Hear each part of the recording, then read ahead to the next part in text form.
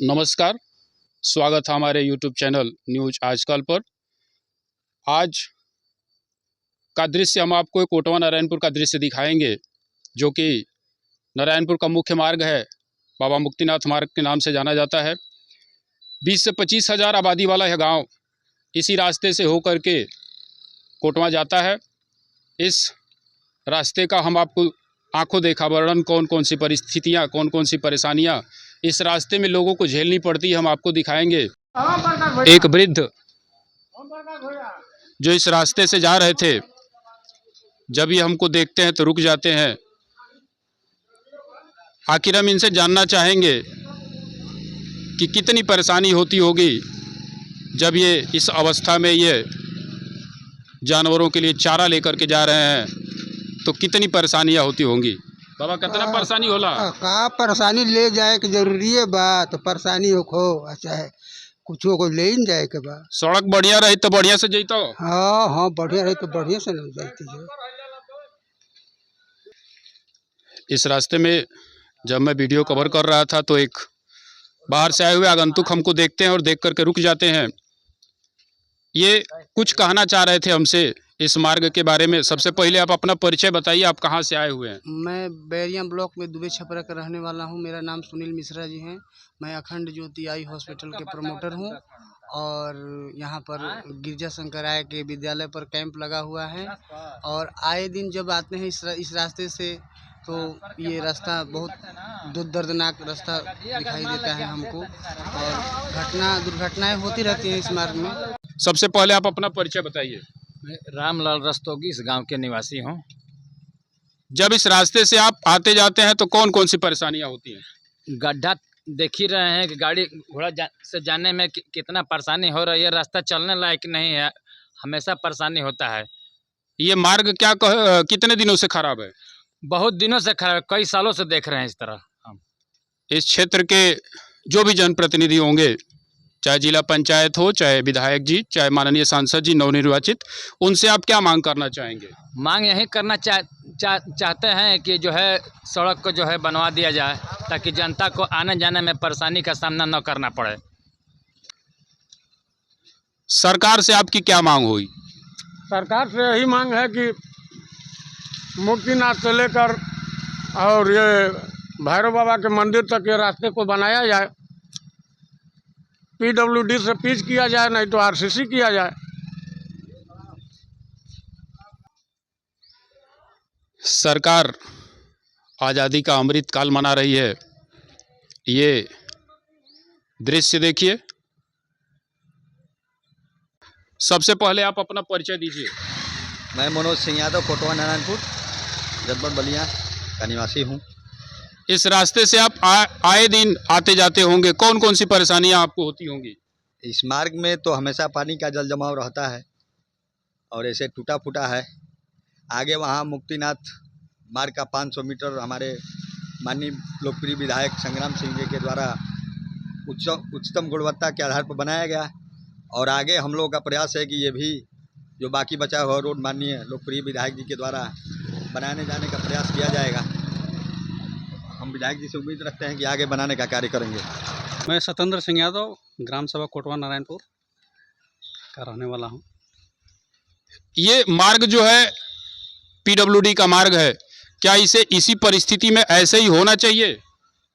वाकई में बहुत दुर्भाग्य की बात है कि काफ़ी दिनों से मैं देख रहा हूँ इस रोड की स्थिति बहुत ख़राब है, आगे से लेकर पीछे तक। और इस पर आप देखेंगे खुद भी तो कम से कम 3 स्कूल हैं और एक मानसिक मंदिर विशेष विद्यालय नाम का भी एक स्कूल था, जिस पे विकलांग रूप से बच्चे जो थे, मानसिक रूप से दिव्यांग, उसमें रहते थे, उनका आना जाना भी था। लेकिन अभी वो स्कूल खैर वहाँ से उन लोगों ने अपना शिफ्ट कर लिया है, क्योंकि रोड को स्थिति को देखते हुए कि बहुत ख़राब थी। और लेकिन अभी भी स्थिति देखी जाए तो अभी 2 स्कूल हमारे सामने हैं, 3 स्कूल हैं। और यहाँ बच्चे आते भी हैं, छोटे बच्चे भी हैं, बड़े बच्चे भी हैं। साथ में आप ट्रैक्टर भी देख रहे हैं, गाड़ियाँ भी चल रही हैं। हमारे गांव की जितनी माताएं बहनें हैं वो सभी भी लगभग इसी रोड से आती जाती हैं, क्योंकि ये मुख्य मार्ग है। और इसकी इतनी दशा ख़राब होना अपने आप में बहुत शर्मिंदा करने वाली बात है, हम लोगों के लिए भी और हमारे गांव के लिए भी। तो हम तो यही कहेंगे कि जैसा कि मुझे लग रहा है कि नेताओं को भले सभी लोग वोट देते हैं, अब तक भाजपा की भी सरकार रही, सपा की भी सरकार रही, किसी ने कुछ किया, किसी ने कुछ नहीं किया। लेकिन फिर भी इतना कहना जरूरी है कि जितना करना चाहिए था उतना तो नहीं हुआ। आप परिचय बताइए। मैं हरेंद्र कुमार राय, इस कोटवा नारायणपुर का स्थानीय निवासी। आपके इस चैनल को बहुत बहुत धन्यवाद, जो आपने इस जन सरकार के मुद्दे को अपने न्यूज़ चैनल के माध्यम से बताने का और इस जन समस्या को दिखाने का प्रयास किया, इसके लिए आपको धन्यवाद। दुर्भाग्य इस बात का है कि इस क्षेत्र में जिला पंचायत सदस्य, ब्लॉक प्रमुख, विधायक और सांसद एक ही पार्टी समाजवादी पार्टी के हैं और इनकी सबकी अपनी निधि होती है। अपने अगर सरकार इनका विरोध कर रही है, सरकार का धन इनके पास नहीं आता है, तो इनकी अपनी निधि है, अपने विधायक निधि, सांसद निधि, ब्लॉक की अपनी निधि है और जिला पंचायत की भी अपनी निधि है। अपने निधि का सदुपयोग करके जाति धर्म से ऊपर उठ करके इस जनमानस की सबसे विडंबना है कि सड़क टूटी हुई है और छोटे छोटे बच्चे इस सड़क से पढ़ने आते हैं। इस मुख्य सड़क पर 4 विद्यालय है, एक 2 उच्च प्राथमिक विद्यालय प्राइवेट और एक सरकारी विद्यालय उच्च प्राथमिक विद्यालय और एक बालिका विद्यालय है। गांव का मुख्य सड़क है, बाजार लगता है हफ्ते में 2 दिन। आम आदमी घुटने भर पानी में अपने आप को चलाते हुए मजबूर है और कहा जाए कि इस सड़क पे एक बाबा मुक्तिनाथ का मंदिर भी है। चीनी दार्शनिक ह्वेन त्सांग ने 1932 में अपनी डायरी में इस बात का जिक्र किया है कि बाबा मुक्तिनाथ का मंदिर एक प्राचीन धरोहर है और आस्था का केंद्र बना यह मंदिर इस गांव के समस्त लोगों के एक शांति मनन का स्थल भी है और सारे धार्मिक लोग जुड़े हुए मजबूर हैं इस बुरी सड़क पे जाने के लिए।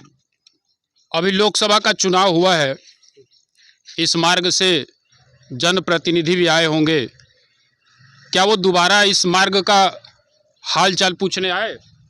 दुर्भाग्य इस बात का और इस सड़क का भी है कि इस गांव में आज़ादी के बाद पहली बार समाजवादी पार्टी के जीते हुए विधायक के द्वारा कार्य का नाम लिखा हुआ विकासखंड सोहाव में ग्राम सभा नारायणपुर में उमाशंकर गिरी के घर से मुक्तेश्वर बालिका कॉलेज के पास तक सीसी रोड निर्माण कार्य, जिसका लोकार्पण करते हैं माननीय विधायक संग्राम सिंह यादव जी, जो कि फेफना के विधायक हैं। ये मार्ग जो है वो नारायणपुर और कोटवा को जोड़ने का मार्ग है। हजारों की आबादी वाला यह नारायणपुर गांव, इस रास्ते से प्रतिदिन वह बाहर आता जाता है।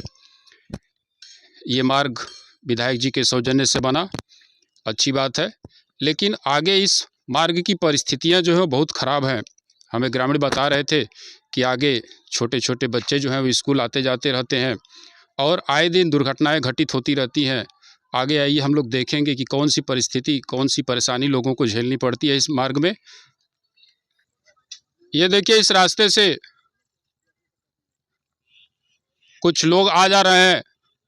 आइए इनसे जानने की कोशिश करेंगे कि क्या यह रास्ता आगे ऐसा ही अच्छा है।